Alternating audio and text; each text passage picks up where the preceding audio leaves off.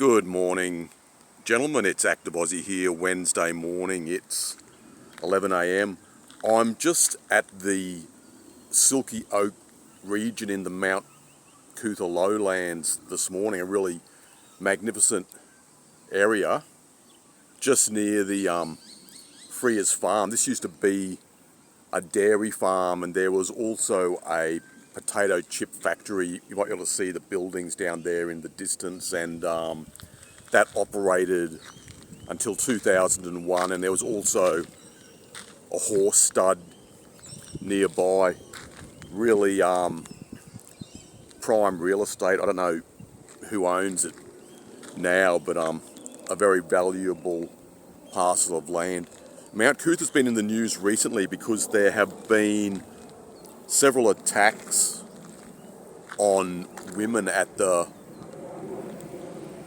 Malacata track, which is a few miles west of here. The attacks have not been in this area, but there was an attack on June 11, and a woman was found beaten up on this track by a former NRL player, Aaron Tamata. But there was also an attack in May. I think there was one on June 3 as well. So there have been a few of these attacks, and the police patrols have been stepped up in this region.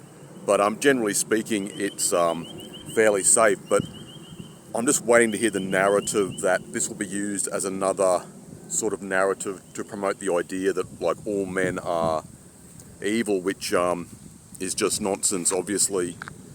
And recently I've heard so-called academics within the MSM talking about the influence of people like Andrew Tate, and they say Andrew Tate and other MGTOW red pill types, and I find this quite irritating because a lot of these morons don't even know the difference between a MGTOW, a PUA, an incel, and we sort of just all get lumped together. And you'd think that academics and people at universities would have some sort of critical analysis skills, but it seems that these dopes don't have any in many cases.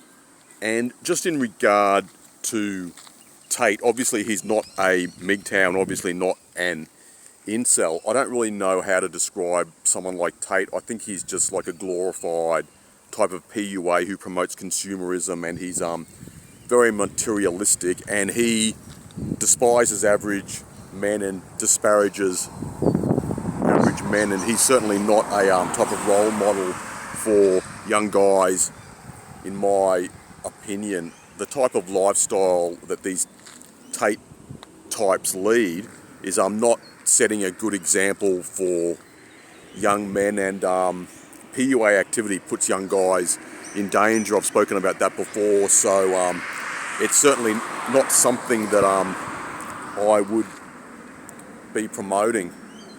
That's about all I really want to say. I'm feeling a lot better this morning. My energy levels are way back up, and this is what usually happens after I've had the CFS.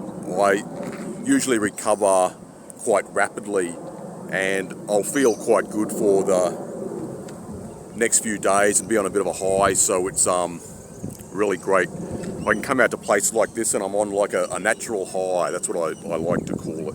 Anyway guys, I'm going to make another video a bit further up the mountain in about 15 or 20 minutes time, so look out for that one, and I'll talk to you again soon.